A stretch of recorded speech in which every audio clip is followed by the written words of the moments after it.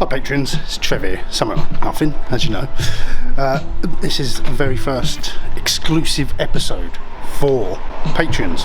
I'm in Exeter today, in Exeter City. I'm going to do 2 little walks to take you around the city, showing you the diversity between the old and the new. Now Exeter's a fantastic city, steeped in history, full of old ancient buildings plonked right in the middle of modern buildings. You might remember back along when I came to Exeter and I'd done the Exeter City walled walk. I thought it was a nice historical walk, and as we followed last time, the ancient sort of medieval wall is built in around the city. This time we'll be following the Exeter City Woollen trail, which follows the wool trade around Exeter. And the wool trade was a pretty big boom industry in Exeter. And the second walk is called the medieval trail. Hope you're enjoying them. Let's go. Join me as we weave our way through Exeter's historic past. So once again we follow this walk. I've got the brochure here. So we follow this around and it takes us to 8 different information panels. So the first one is the Guild Hall on the High Street. Let's go find it. The Guild Hall. For over 800 years, the Mayor and his council or chambers have regulated the affairs of Exeter from here. One of the roles of the chamber was to keep a tight grip on the guilds of craftsmen, enforcing standards and stipulating conditions of trade on the various industries in the town, including the woolen cloth industry. From the Guild Hall, walk along the High Street, down 4 Street, and halfway along this road turn right onto Mint Lane and you will find St Nicholas Priory. St Nicholas Priory is one of the earliest surviving buildings in Devon. Founded in 1087 as a Benedictine monastery, the priory housed monks for nearly 500 years. When the priory was dissolved in 1536 by Henry VIII, the religious buildings, the church and the chapter or meeting house were knocked down. The remaining West Range and refectory were converted into a fine house where 2 of Exeter's most prominent figures in the cloth trade later lived. Retrace your steps onto 4th Street, turn right, and after about 100 metres you will be at Tucker's Hall. Tucker's Hall was built in 1471 and was originally the guild chapel of the clothworkers. After the Reformation, when many religious buildings were dissolved during the reign of Henry VIII, it was converted for use as their guild hall, where members of the Clothworkers Guild would meet to make decisions on work and trade matters, ensuring the quality of the products as well as ensuring reasonable wages and conditions for workers within the cloth trade. I'm one of the many cloth weavers living outside the city and have come with my team of pack horses 15 miles from Morton Hampstead early this morning, bringing cloth to be finished on X Isle.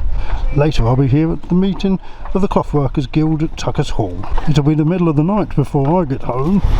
Okay, we're leaving Tucker's Hall, cross 4th Street, continue down New Bridge Street, and on your left you will see the old X Bridge. All routes from the west of the city led to this bridge. When the cloth trade was at its peak, the bridge would have been crowded with teams of pack horses from the farms and surrounding villages. The old bridge across the Ex had 17 arches, a church at each end and houses all along it overhanging the river. The bridge was narrow, and as trade and traffic increased, congestion became so bad that the approaches also became blocked. There's such chaos on the bridge today, people coming from Exeter and all parts of the country. Looks likely we'll all be stuck here for a while. They'll need a new bridge one day if it gets any busier. In 1770, plans were made for a fine new bridge. If you saw the walled city walk, you saw I came down here by accident. But yeah, that's what this is then. This is the old X Bridge. The ruins of the old X Bridge. Walk to the end of New Bridge Street, turn left through the pedestrian underpass. At the end, turn left up the steps, then right onto Commercial Road. 200 metres on your right, you'll be in the middle of X Island. The easy availability of water from the river was the main reason why this area became such a hive of industry. Water was needed to power the wheels which drove the corn and fulling mills. Fulling or tucking is the process of cleaning and pounding the cloth in water to finish it ready for sale and export. Opposite is Crickle Pit Mill, one of Exeter's main corn mills. Okay, from X Island, carry on along the commercial road.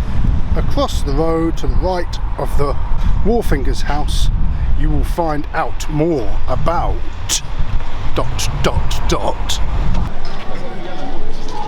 the quayside. This land between the city wall and the river has all been reclaimed from the River Exe in stages. The process began in 1564 to 1566 when a new stone quay was built to take cargoes to and from the small tugboats that travelled along the newly dug canal. You might remember we came down to this area last time when we was following the walled city walk. The Wharfinger's house. This gabled residence to your left was built in 1778 for the wharfinger. He was the official in charge of collecting the wharfage fees. The Custom House. An increase in trade meant more tax could be collected, and in 1680 the Custom House was built for the growing number of officials who carried out this task. Walk past the quay house and along the quay to the next placard, which is nicely positioned outside the gents. Warehouses. Exeter's cloth industry reached its peak in the late 1600s when over 1,000 bales of woolen cloth were being exported daily. Within 100 years, due to the decline in European trade during the Napoleonic Wars and new methods of mass production in the factories and mills of the north, Exeter's cloth industry had fallen into terminal decline. From here you need to cross the river using Butts Ferry or one of the bridges. Continue to the projecting wall between the river and the canal basin to discover more about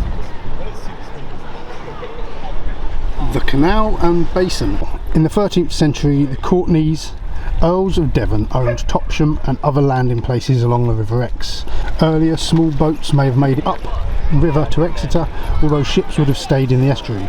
Legend has it that Isabella, Countess of Devon, built a weir across the river below Exeter, stopping the boats and forcing the city merchants to use Topsham and to pay her dues.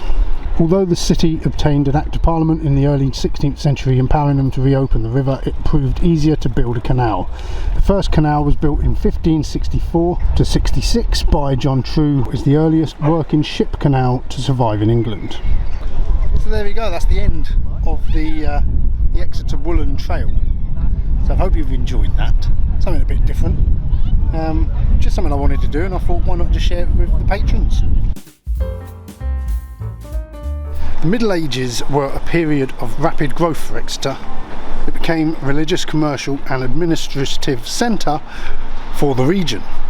Throughout the period following the Norman conquest in 1066 until the reign of Henry Tudor in 1485, Henry VII, a complex relationship between the Crown, Cathedral and City developed. Start your walk in Castle Street, just off the High Street. Explore Exeter's medieval trail to discover one of the city's most turbulent periods from 1066 to 1500, a seesaw of dramatic changes from the construction of glorious Exeter City Cathedral to the gruesome spectacle of the Black Death. From here, return to the High Street, turn right and continue along until you reach Martin's Lane. Continue to the end of Martin's Lane and turn into the Cathedral Yard. At the end of Cathedral Yard you will see St Petrock's Church on your right, and here you will discover more about Cathedral Yard. In the Middle Ages, religion was at the centre of all life. The cathedral was not just a splendid building but an offering of praise demanding the very best work from skilled craftsmen. The cathedral is the jewel in Exeter's crown. The area has been a place of worship since the 4th century and eventually a Saxon abbey was built. The abbey became a cathedral in 1050. From 1114 a new cathedral was constructed, and in the 13th and 14th centuries the cathedral was rebuilt in the decorated Gothic architectural style. And also this front of all these figures was originally brightly painted. Cross Cathedral Green on the path that runs along the left hand side of the cathedral. Turn right at the end and continue under the small iron bridge to the end of the cobbled street. Turn right and head towards Southgate Hotel to discover more about the history of the area. Southern Hay. In medieval times, Exeter was the economic centre for the region. Nearby towns could not compete with Exeter, which held the largest and most frequent markets in Devon. It had 3 market days a week. Exeter also had 7 annual fairs when all other trading stopped. After studying panel 3, cross the road to Southernhay East, turn right and walk to the end of the street. Turn left onto Magdalen Street, and after 100 metres you will be at Wynnard's Almshouses. Almshouses. Wynnard's Almshouses. The Norman conquest changed the way Exeter was run, and gradually a new ruling merchant class evolved. Henry I encouraged trade by selling charters to the merchants, and this gave them many political, legal and commercial advantages. The powerful merchant guides would eventually create a new civic authority, although this did not become official until the 13th century. In the medieval period, care for the sick, elderly and infirm came from the church or through endowments and bequests from wealthy people. Almshouses like Wynnard's Almshouse, built by the city recorder William Wynnard in 1435, provided housing for the poor and infirm. Walk back along Magdalen Street and turn right into South Street. Cross the road, taking the Pelican Crossing by the Palace Gate, turn right and then left onto Market Street. Follow the road round, then take the second turning on the left onto Smithen Street. Continue into the car park. The street layout of this area remains very similar to how it would have been in medieval times. In this period, workers of one trade or profession would often live in the same street, giving the street its name. In the case of Smithen Street, it was blacksmiths. Return to Market Street, turn left and then right onto 4 Street. In the alleyway on the right hand side between the shops, Milk Street, find out about the Carfax. The Carfax stood at the intersection of the city's 2 major thoroughfares. This was the site of the Great Conduit, built in 1441, a public water fountain for Exeter's citizens and a luxury in medieval times. The Black Death. The terrible Black Death killed over 1/3 of the English population between 1348 and 1350, and Exeter was no exception. Return to 4 Street, turn right and cross South Street, head towards the gap between the shops and discover the intriguing story about Cathedral Precinct. Over 500 years, entry to the Cathedral Precinct would have been controlled by 7 gates. Gates were erected following the murder of a member of the cathedral clergy. Cathedral and city were often at odds. They fought over the cathedral's water supply, and also because criminals often took refuge in the cathedral enclosure where the city had no authority.